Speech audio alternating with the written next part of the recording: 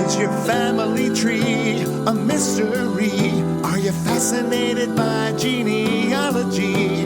Well, hip hip hooray, let's talk DNA with Julie. The truth is in your genes. In Cut Off Genes.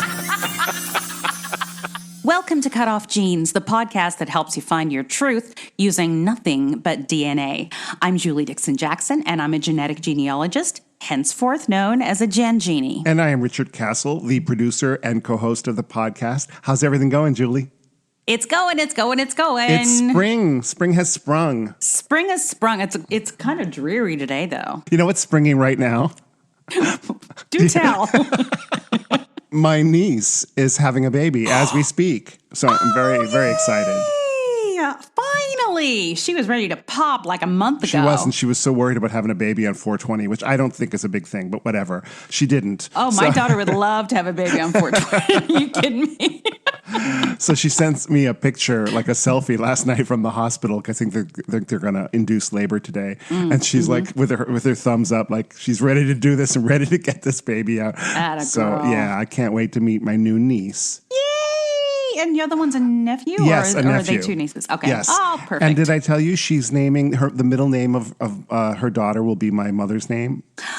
Isn't that sweet? I was so moved by that. I love that. Yeah. I love when people do that. Yeah, and I was thinking about in genealogy and all the things when you're searching trees and you see the same names. It's a clue, right? Especially if it's an unusual name. Right. It's like, yeah, for a young person. So anyone that is researching this tree in hundreds of years from now. Yeah, exactly. Right. It's true though. That's a clue. That's absolutely a clue. Yes. Are you going back to work yet? I'm getting my last shot on the same day. Probably you are, because we had our first shot on the same day. Yes. Is it the same time? So is it later or earlier than me? I think it's earlier, right? You're like 10:30. Yeah, it was in the morning. So we'll both call each other that night and see if we're sick or not. I am anticipating. I'm planning nothing for the 48 hours after just because, my son is getting his first one tonight. Oh, great. What an undertaking, right? Like to get everybody vaccinated. Well, as many as people who want it. Yeah. Well, let's not go there. Let's talk about. Let's just let that lie. Let's talk about DNA. Okay, let's. So there was a lot of discussion online about movies and TV shows and you spoke about this recently too, that you realize suddenly that there are a lot of NPE or adoptee storylines. We were talking about the Ten Commandments and Moses being an NPE. Exactly. Yes. And so somebody post a TV show or a movie that has an NPE story that you didn't notice before. And just a bunch of people. And then I watched Top of the Lake. I binged both seasons, which has Elizabeth Moss. It's Jane Campion, the New Zealand director. Yes. And the first season is shot in New Zealand, and the second season is shot in Sydney. And I've been meaning to watch it forever because my lifelong friend Clayton Jacobson is in it. He plays opposite, I can't remember the actress's name, but she was Brienne of Tarth in Game of Thrones? Game of Thrones, okay. Thank you. I'm only guessing because of the name. I have never watched Game of Thrones, but yes, that's so he played opposite her, which I was like, and he's a filmmaker. He's an actor too, but he's more known as a filmmaker, so it was really fun to watch him. But anyway, the first season was just like, I'll try not to spoil anything, but crazy NPE extravaganza. Second season has a little bit of everything. It has adoption. It has NPEs. It has surrogacy. Jeez Louise. Yeah, it has a whole surrogacy component to it. And I'm just it was like they were doing it especially for me. They're like, well, yeah, you thought that was good. Watch this. Well, I'm like, really? As people can tell from listening to our podcast and listening to all the stories that the people that have come on our podcast tell, there's a lot of drama involved. Exactly. Why wouldn't people put this in the show? Right. And it's true. There is, and no two cases are alike, and it really, I think it's probably the most, as opposed to The Bachelor, it is probably the most dramatic storyline that affects the most people, I think. I don't know. That Bachelor's affected a lot of people. Oh, yes. It's the most dramatic. show ever. Can I just tell you that I have never get watched me started. one episode of Bachelor, Bachelorette, or any of those marriage Kudos. shows because I just can't even. They're awful. They're awful. They're absolutely awful. I used to hate watch them. Then I used to just watch the first couple episodes when they introduce everybody because that's fun. Now I can't even give it the time of day. It's Here's so how I feel about tawdry. it. You know, when I'm watching fiction, when I'm watching a real fiction movie about a love story, I know they're not in love, and I can totally buy into it because it's a story and I'm being told, and I'll just let myself wash Right. away. But when I see sort of fake romance, like done for the cameras and is pretending to be real, but it's not. Or it's like, a lot of these people aren't actors, but they're amping it up for the camera and are actually probably believing it themselves. I mean, it's so unrealistic and so dangerous for them. Maybe I'm old-fashioned. Maybe You're normal. You're well, I just don't know, like, how it's not like I'm going to be given a bevy of people to choose from and say, oh, I'm going to choose between the 10 of you and one of you will become my spouse. That's just ridiculous to me. It's ridiculous and it's insulting and it's shallow. And it's a big hit. It's a huge hit, Bachelor Nation. Okay. All right. So I've crapped on that. Okay, here is a crazy story coming out of China that I just heard recently, and it's a doozy. So a woman made a discovery at her son's wedding when she noticed a birthmark on the bride's hand looked strikingly similar to that of her long-lost child. Get out. It's her son's wedding, and it's his bride. Determined to uncover the truth, the woman mustered the courage to ask the bride's parents whether she was adopted. After explaining her story and the identical birthmark, the bride's parents eventually confirmed that their child had been adopted. Details were quickly ironed out, and the bride confirmed that she was indeed the woman's long-lost biological daughter.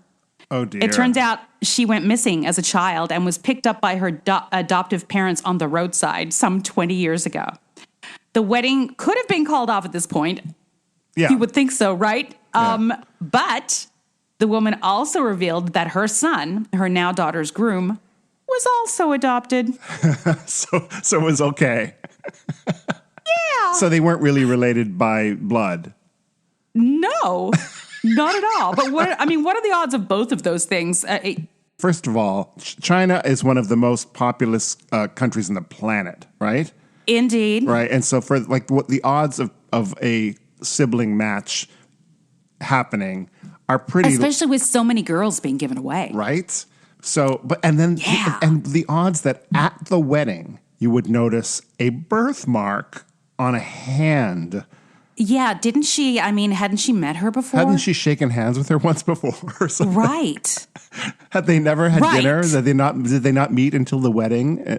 Did she have, Well, maybe. Did she wear gloves at the rehearsal dinner? She was very proper. I'm just trying to place myself in this situation and going, I don't know. It's an odd time to discover that. Yeah, it does. It does feel like it's a little fantastical, doesn't it? Well, truth is stranger than fiction. Hey, it was in the news, so it must be true. I read it was on the internet. That's quite a story. Yeah. Yeah, it was quite the story. Wow. And there were pictures too. So now I want to follow up. I want to know what happens with this couple. This marriage? Even though they're Oh. not blood related, that's still quite a story to unravel. It is, and there's a little more. The wedding proceeded as planned, but the shocking twist is one detour their guests will never forget. In photos that went viral on Chinese social media, the bride can be seen breaking down and hugging her long-lost mother tightly at her wedding. It's unknown how exactly the daughter went missing, but some are raising the possibility of human traffickers being the culprit.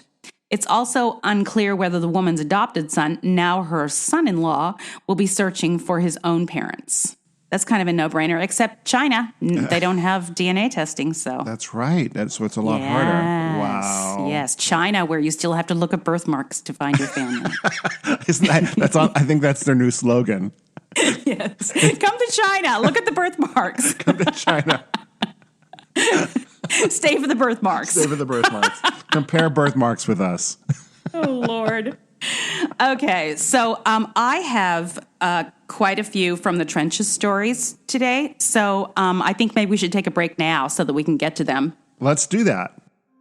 If you're enjoying our podcast, please subscribe, rate, and review, or consider supporting us on our Patreon page, patreon.com/Cut Off Jeans Podcast. Now back to Julie and me. All right, we're back. Hello. Boy, oh boy, this week's From the Trenches really stuck out to me as an example, because, you know, I really hate the whole adoption reunion fairy tale thing that is pushed on the public all the time. Granted, it does happen, but we never get to see things that happen after the reunion, or if there is not a reunion, or, you know, all this stuff. That things are not as they appear, and humans are fallible. Sure. Okay? Are you talking about the reunion idea? Like, oh, it's always a wonderful reunion? Just this in general. Okay. The whole thing in general. And you'll understand what I mean when I tell you. Okay, so first one. I had a client, we'll call her Susie. She'd already found her father. She had close matches to her father who had passed away. She knew who he was. Couldn't figure out who her birth mother was. Her birth mother did have a name because she had her original birth certificate. This was one of those cases I told you about where the birth mother was an NPE. Yes. So it's that. We're still on that. And I had figured out who her birth mother was anyway, regardless of the NPE situation, through other matches, and found that she was in a nursing home. And so we wrote a letter to the nursing home and never heard back. So I did a follow-up call to the nursing home, and a lady said, "Oh, honey, I'm so sorry. She's passed away." Oh. And I said, "Oh, how long ago?" And she said, "Oh, about a couple months." And I was like, "Oh, so close." So close. So I felt so badly. So I called Susie and I told her, and I said, you know, you do have, because she had an older half-sister that she'd always known about because it was on her records, that was deceased, that had passed away about 4 years ago as well. But and so she passed away. Her mother had passed away. The sister had passed away. The only one left was the sister's son. We'll call him Bobby. And I said to her, do you want me to call him? Just, you know, he may be able to give you some information, or, you know, it's a family connection. So that would be her biological cousin. No, it'd be her biological half-nephew. Oh, half-nephew. Okay. Yes. So she said, sure. And so I gave him a call, and he was very, you know, he actually answered and talked to me, which is a feat unto itself. Sure. And and I was telling him, and he said, "Wait, my grandma's dead?" And I said, "That's what I was told by the nursing home." Oh my God. And he said, "What nursing home?" And I'm like, And he said, "Okay, I will tell you, my grandmother and I, we kind of had a falling out when my mother died. And, you know, something happened, so I haven't kept up with her, and we had a bit of a thing. But so he didn't know she was in a nursing home either. He didn't know she'd been in a nursing home, and he definitely didn't know that she'd died. Surprise. Yeah, and he was like, "Oh," and he said, but he was very willing to talk to Susie and, you know, maybe forge some kind of relationship there. So a couple weeks later, I get an email back from Susie entitled, "A Lot Has Happened." She said that when Bobby contacted the nursing home or tried to find out, you know, when his grandmother had died and where she was buried and all that, he discovered that she had not died. Oh, my God. She had been taken from the nursing home by family and was put somewhere else, but we didn't know where. And he called said family, and they wouldn't tell him where she was. They were ambiguous as to how much information they wanted to give her, and they told him that she was in the early stages of dementia. That was the last thing that he'd heard. Wow. And so she told me that. She's like, "What do you think about this?" I'm like, "Well, first of all..." Why did the nursing home tell you that she died? I don't know. Or did they say she's gone? Because if they said that, maybe it was she transferred. intimated that she died. Okay. So that's interesting. I don't remember the exact conversation, but it was like, "Oh, honey, I'm sorry. I know that." And I said, "Oh, did she pass?" I'm sure I said that, and I'm sure she said yes. But, you know, even if she said she's gone, it's not enough when you're in a nursing home and you say someone's gone and they've actually been transferred to another home or they've been taken somewhere else. You've got to be more specific. Yeah, if I hadn't asked if she'd passed, I would have said, "What do you mean gone?" Right. So, it's clear that they were either thought she had died, whoever answered the phone, or were told to tell anybody who called that she had died. Oh, yeah. Because maybe they intercepted the letter that I sent. You think that you had something to do, like that your letter had something to do with them moving her out of that? I didn't initially, but Susie suggested it. This is intriguing. Right. So she said, so I asked her who it was, and she told me, and I looked, and it was, remember the NPE, the mother's NPE, the grandmother? Yes. Yeah, the grandmother's NPE. It's her step first cousin once removed. Not even related. So it's the man who raised her, who was not her real father, Yes. his sibling's grandchild. So it's quite removed. Yes. Plus, there's no genetic relationship, but, which is neither here nor there. No. I have no genetic relationship to my stepfather, but, Exactly. I love him dearly. So. Right. So I said, what? And so she showed me who they were on Facebook. And so I found them. And she goes, I don't know what, maybe if you called them and asked them for clarification because you're a professional and, explained that there's more family that, has been looking for her and they would like to, get a chance to maybe see her at least once. And this is not something that I would normally do. It's not part of my job description or what have you, but I understood, her desire to have an intermediary go in there and, right. And speak scientifically, basically, and just to explain that there's somebody else that you don't know about. Yes. That is related to her. Plus, the nephew is the legal next of kin, by the way. I mean, the nephew, he's her grandson. Right. So I go ahead and I call these people, and they were combative immediately. Like I was like, well, we're not gonna tell you anything. I'm like, I understand that you don't know who I am. Let me explain. Right.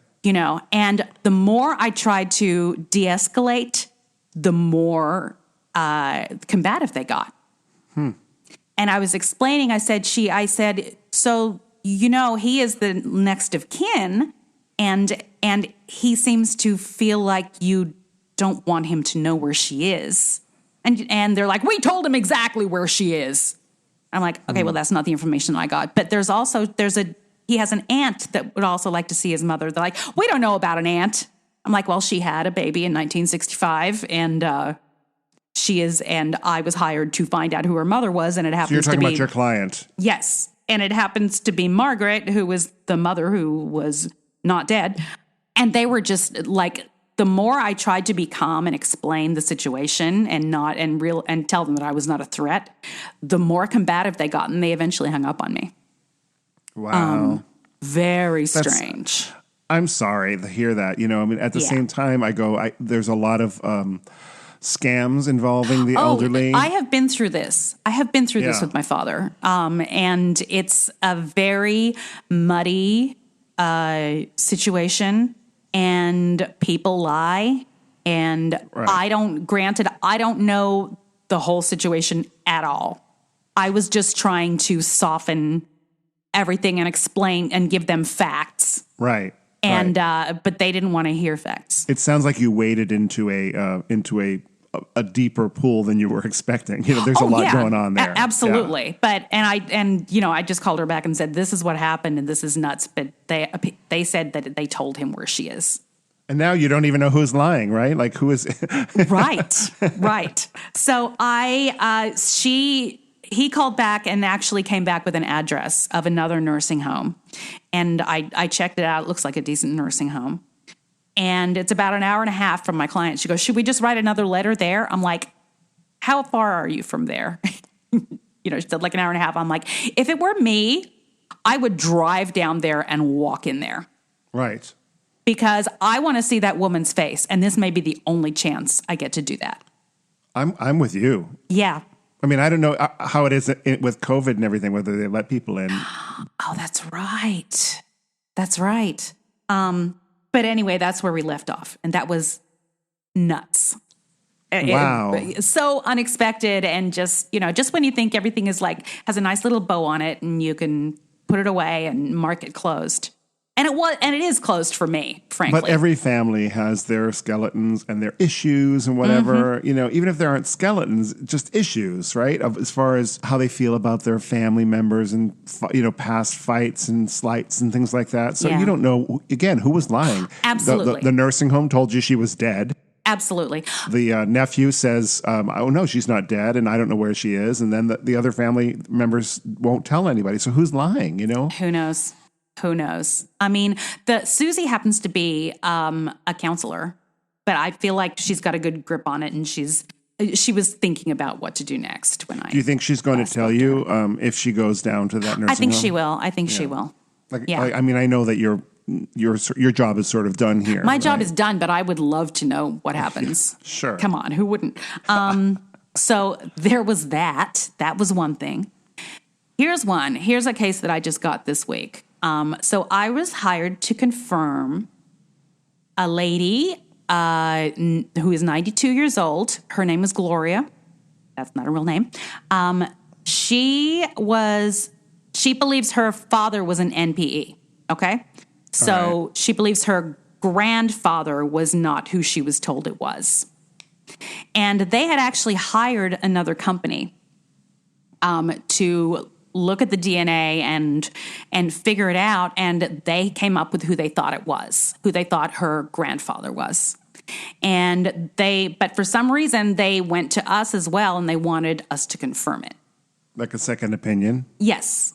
And looking through it was super confusing, mainly in that somebody else had been through the DNA and they had sorted it in a way that didn't make sense to me. And so I had to go back to zero and figure it out. And one half of this, so these people are from Kentucky. One half of it is crazy endogamy. Oh, yeah. And the other half is Jewish. So what they had come up with was that the purported grandfather, and I'm going to name him Isaac Stein, he definitely fit in the tree. There were lots of close matches to him, and I could see where they got to him because there were only 3 siblings, and he was the only male. And so they had told her that Isaac Stein was her grandfather. Problem was, she has 50% European Jewish DNA. If her grandfather was Jewish and that was the only one in the family, one of the lines that was Jewish, she should only be 25% Jewish. So, and it was making me crazy. And I combed through the matches looking for another line that had any Jewish in it. Could not do it. And I was having difficulty thinking outside of the box. You know, because they tell you something. And in my mind, they know that the grandfather was not, the grandfather's father was not his real father. Right. So I was just assuming that was how they grew up and that everybody knew that. And so I actually presented this to Leah Larkin, who is like my scientific guru, just to see if she had thoughts on it. And she happened to say, Are you sure there's not an NPE? I said, oh, there is an NPE. That's what it is. And she goes, yeah, but I'm like, oh, are you meaning you think the client's father is not her father? And she's like, yeah, have a look at that. Sure enough, I go in. It fits perfectly. Really? So the NPE was not the grandfather, it was the father. So the father the client was raised by was not her father. And it was indeed Isaac Stein. And the first clue should have been this. This is like in hindsight. He was only 15 at the time the grandfather was conceived. But he was the exact right age when the mother was conceived or when the client was conceived. Are you saying because he was too young? I mean, I'd imagine we're talking. She was born 92 years ago. Right. She was born in 1929. Her father was born in 1903.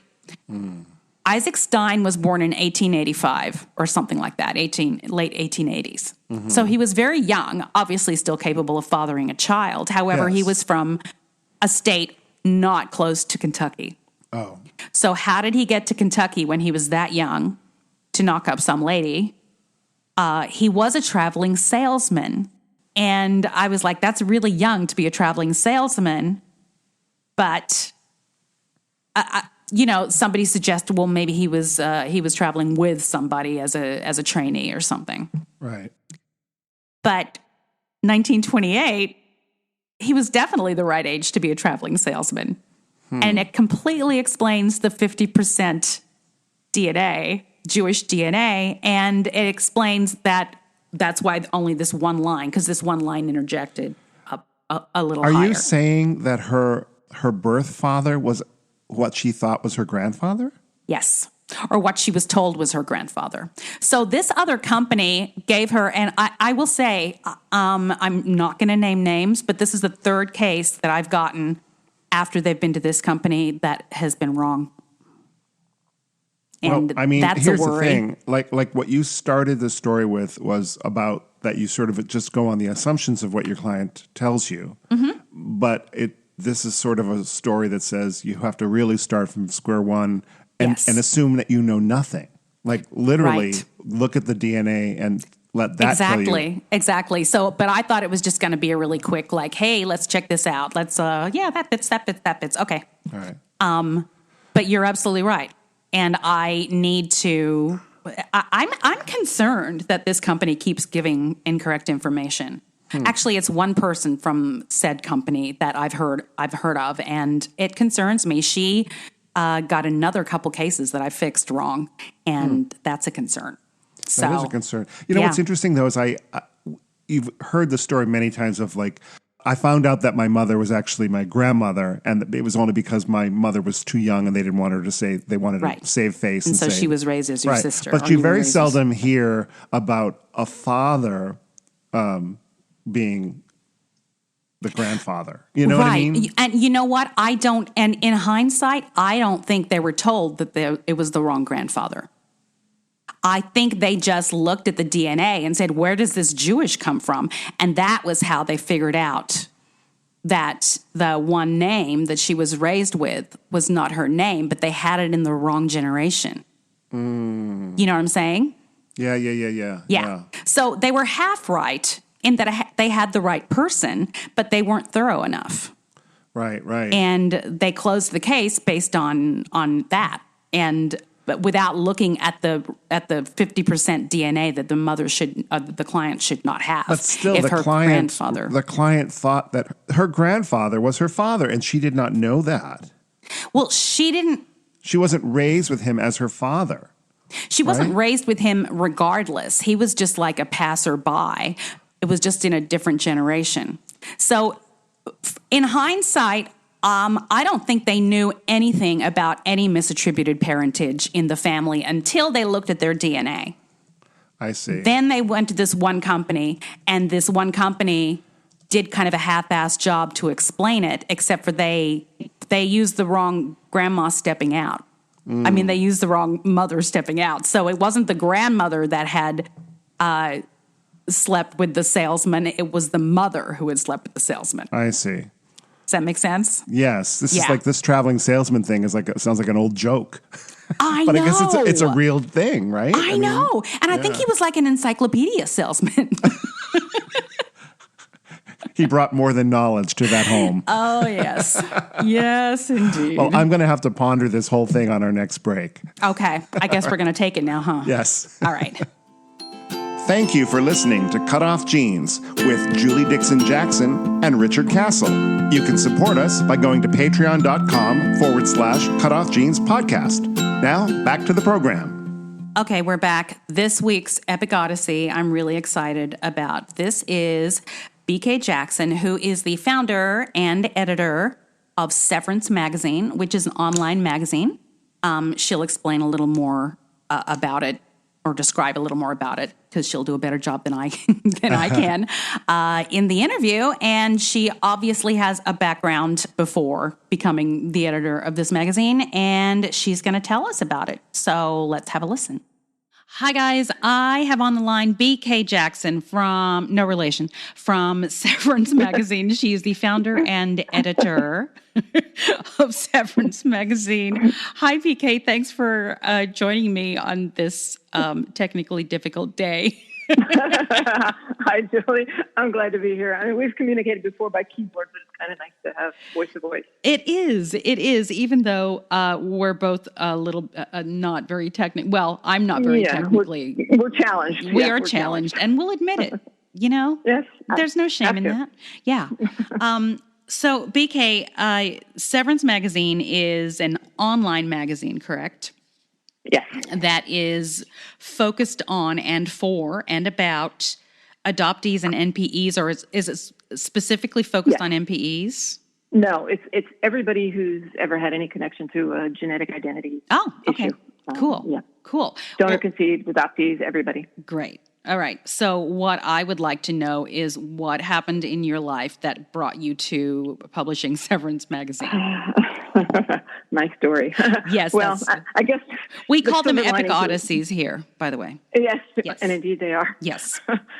I suppose the silver lining to having an NPE experience is that it gives you a story. Mm-hmm. I mean, can you imagine not having one? We have nothing to talk about. We had nothing to talk about. Yeah. As if I went to cocktail parties, but every boring life needs a little DNA surprise to shake things up, right? Right. Actually, I did have a story. I had a couple of them, in fact, that are sort of prequels to the NPE episode. Oh, wow. Up until about 13 years ago, I thought my story was just that I was abandoned by my mother when I was an infant. Mm. And I thought that would be my only story and that it would never change. So I guess unlike most NPEs, I had the experience of having an unknown parent already. Right. And later on, that didn't help much when it came down to it. So I guess the short version, which isn't all that short, is that my mother, when she was 22 and I was 6 months old, she took me and my 4-year-old brother to Florida from Philadelphia, where we lived. My brother wasn't my dad's child. He'd been conceived during an affair my mother had. Mm-hmm. She had an affair with an older man when she was 17, and my brother was about a year and a half old when my parents married. So after 3 months with us in Florida, my mother, I guess, had enough, and she called my dad and said, "Come and get them." And she stayed there, and we went back to our dad. And he had already started divorce proceedings, and my mother didn't contest the divorce or ask for custody, even though my brother was her son. Wow. Yeah. And they loved each other, but my mother was not a stellar caretaker. She was neglectful, and she was a problem gambler.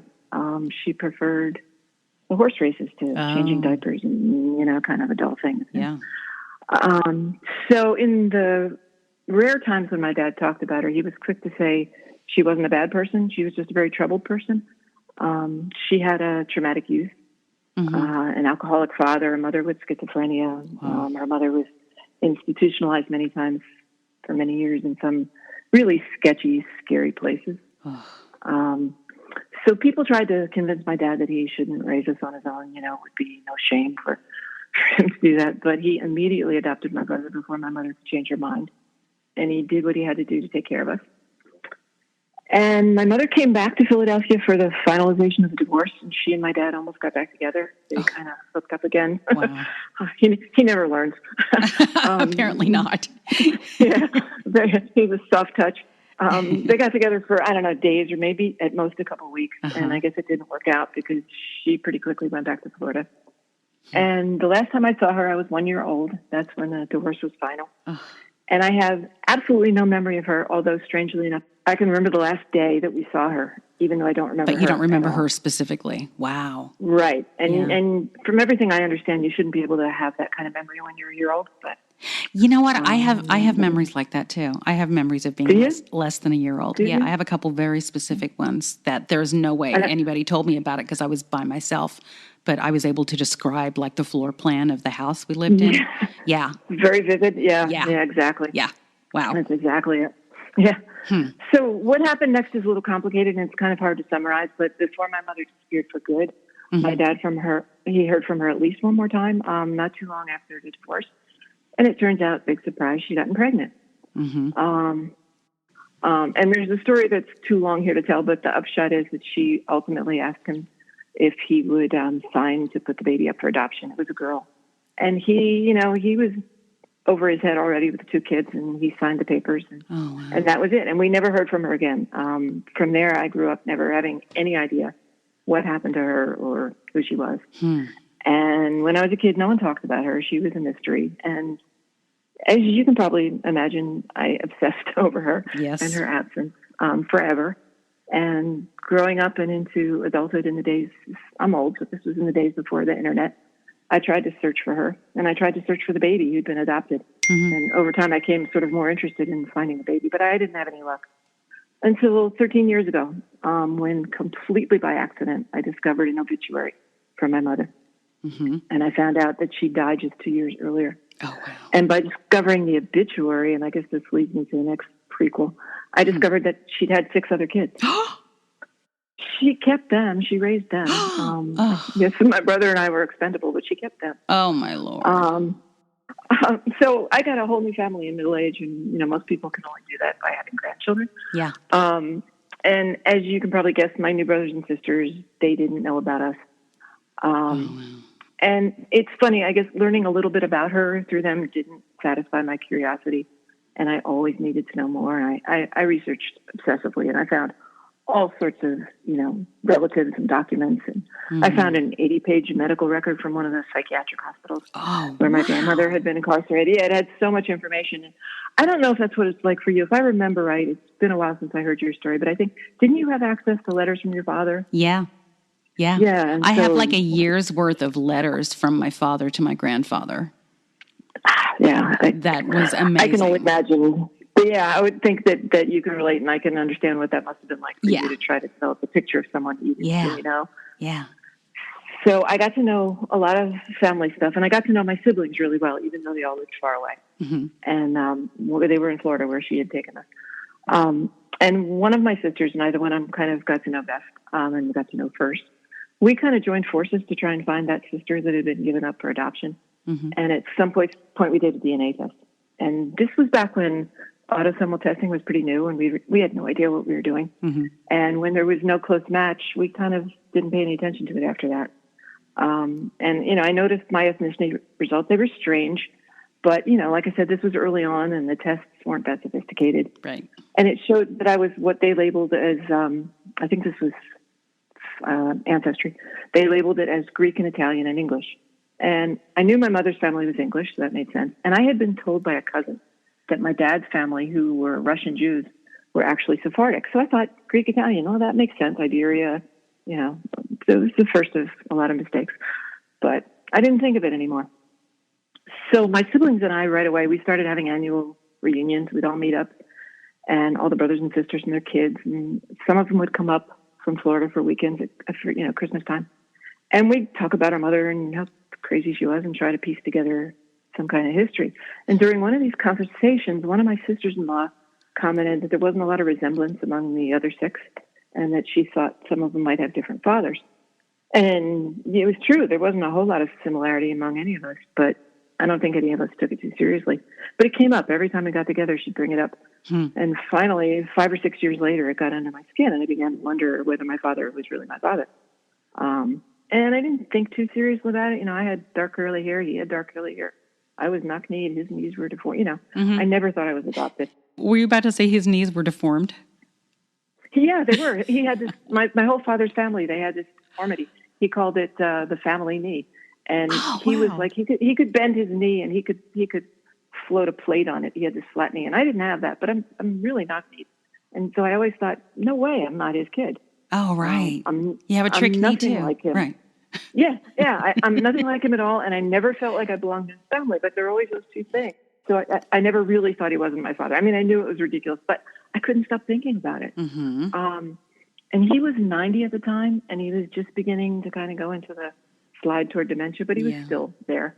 And he knew about these siblings I discovered, but he couldn't completely understand it. He'd say to me, "What are they to me?" And I'd say, "Well, they're sort of like stepkids, but they're nothing really to you." And earlier, when my sister and I were trying to find the child that he and my mother placed for adoption, he'd offered to do a DNA. He said, "If you need my DNA, sure, I'll do it." We didn't, but he offered. So it was one more reason why I thought he couldn't possibly not be my father. Right? Why would he do that if he weren't my father?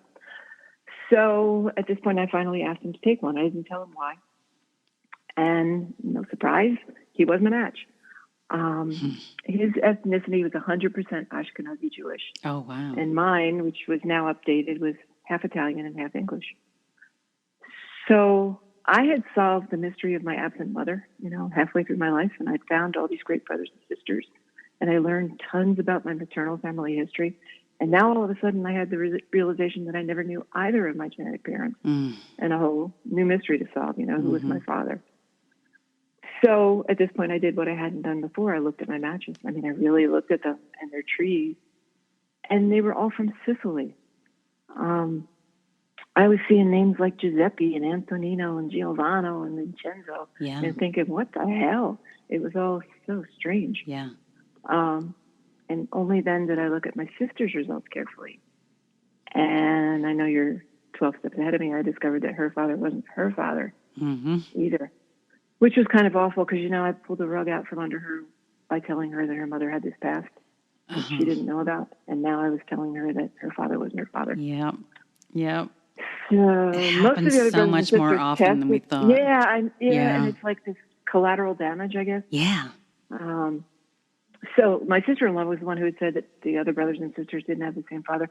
And it turned out they probably all do, but it was just my sister and me who didn't.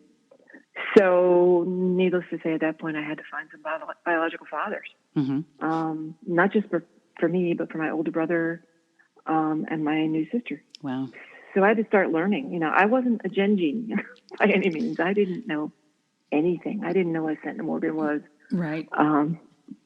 I wish I'd known about you then, but I didn't. How long ago was this at this point? This was 6 years ago. Oh, okay. I didn't know anything 6 years ago either. So really? Yeah. Oh, well. Yeah. I'm sure I'm not up to your level, but I've learned a lot. Yeah. I've gotten really good at finding people. Yep. And I've always hated puzzles, but I love this kind of puzzle. Yeah. Even if it's not my family, I love finding people's fathers. Yeah. I can't get enough of it. Which is why when I discovered that I didn't know who my father was, and I had to figure it out, I got like, did you ever see Close Encounters of the Third Kind? Oh yes. Yeah. You remember how crazy Richard Dreyfuss got making that sculpture out of mashed potatoes? Yep. Yeah, that was me. You know I what? was insane. I'm the same. I can relate to him so much in that movie. Yeah, I bet. I'm like, oh, I feel him.